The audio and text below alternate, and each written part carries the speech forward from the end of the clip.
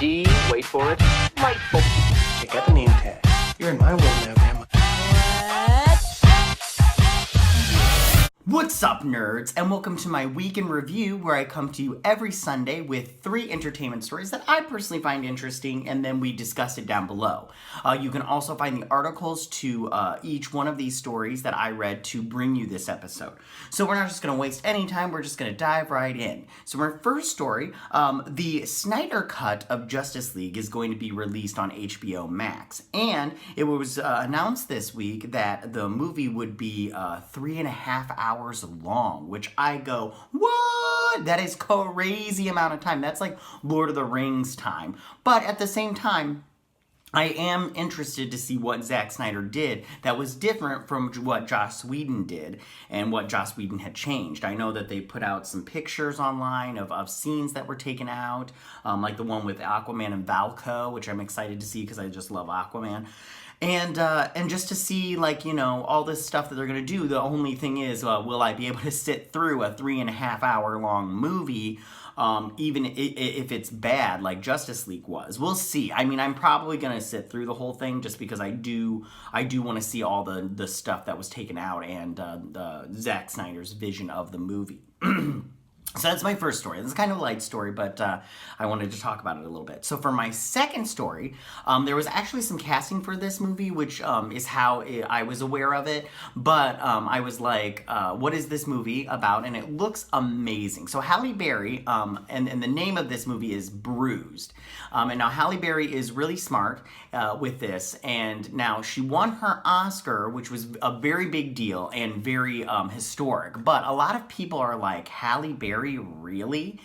And then she went on to do the X-Men movies, she was not very good in them, and a lot of people are like, I can't believe this is our Storm, which is funny because I think that the X-Men movies really hurt her career, just like they hurt Jennifer Lawrence's career. I feel that they hurt both of their careers, and I think that if you're going to be in an X-Men movie, in the X-Men movies, you really need to commit to the role that you're playing and be very excited about it. But I think Halle Berry was, but I think that the colorism of her casting was a problem, and I think that Halle Berry can be a good actress, which I think does a good job. I mean, recently she did a great job in John Wick 3. I loved her in that movie, and she did do a good job.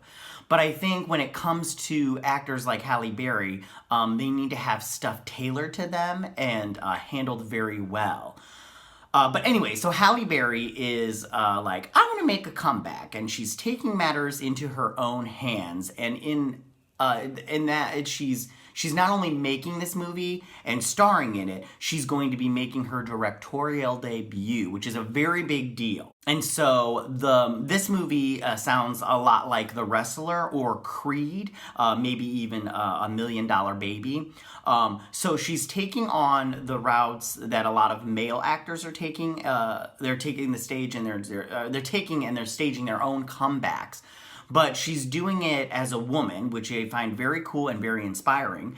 And she's going to play a washed-up mixed martial arts fighter who abandoned her son, who is now 6 years old, and comes back to find her, and he's all like, do you want to be my mom again? And she's, you know, not only has to redeem herself as a mother, but battle her own demons, but she must also have a big fight coming up, and true to form, it's kind of like The Wrestler, which this fight is against a younger, more contemporary contender, and she's like, how am I going to do this? And I gotta win.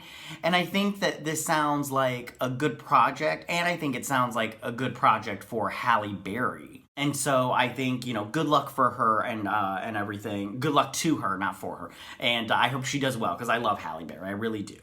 Now, that's my second story of the day. So for my last story, now this is a juicy one. So John Boyega is already in trouble with Disney for being the one who lost his script, and he admitted it, and that's why it was available online on eBay. And luckily, Disney stepped in and stopped the sale from taking place, but John Boyega was on Good Morning America, and he explained that he was moving And his friends came over and they helped him out, and he had forgotten about the script, and he moved out and he left it there, and someone had found it and tried to sell it online, and that's pretty bad. That's so bad and everything. So that's just the first bad thing he did. And then earlier this week, he really stepped in it for the second thing. So they have this press conference for Star Wars and all the junkets and stuff, and so Boyega was asked, would you ever continue with your character on a Disney Plus show? Because a lot of people are really excited about Disney Plus, like The Mandalorian and everything. That Mandalorian's doing really well. And there's always a chance to continue the character development of his character, Finn, because right now he's just a space janitor. And and you think John Boyega would be like, yes, I would love to develop this character more because I'm really happy that people really like Finn. But instead, Boyega responds in front of all the press and all the Disney execs. He's like, you ain't gonna Disney Plus me. And he's crazy going to, that's just crazy in my opinion. And I'm pretty sure that after that comment, he's not gonna get Disney anything.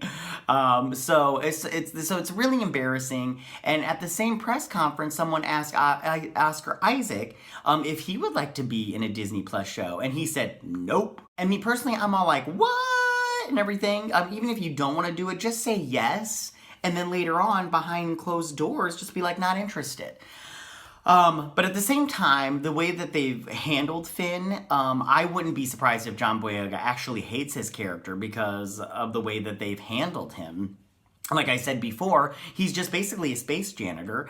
And also, at the same time, John Boyega has not done anything to plus the character, in my opinion. He continues to say that he would just like to stay in feature films right now with... his quote was, I would just like to stay in feature films right now with my career. And personally, I think John Boyega should just be happy that he's even getting work right now. I mean, what future films is he talking about? I mean, honestly, he's not been cast in anything since Star Wars that I can name one movie off the top of my head that he was cast in after the first Star Wars, and that was the movie Detroit. And then maybe that one monster movie with the robots that nobody went and seen. But other than that, I can't think of anything that he's being cast in. So, I mean, he should just be lucky that he's even getting jobs at this point, and everything. So, so that was my third story. I personally enjoyed it. Now tell me, what do you guys think about these three stories? How do you feel about the Snyder Cut being 3.5 hours long? So long, but maybe worth it. How do you feel about Halle Berry's new project of her female version of The Wrestler? I think it sounds fantastic and I can't wait to see it. And then how do you feel about John Boyega's somewhat disrespectful comments about the Disney Plus streaming service and not being willing to at least lie about doing a Disney Plus show for Finn of Star Wars? Go ahead and leave all your comments in that section down below. If you like this video, go ahead and hit that like button. I won't mind. If you're new to my channel, please hit that subscribe button. I would greatly appreciate it. And I will see you guys next Sunday on my Week in Review. And I hope that you guys have a wonderful week. See you next Sunday. Bye. Hey nerds, if you like this video, go ahead and click that Geek What icon and subscribe. And if you like this video, go ahead and join me every Sunday with my Week in Review.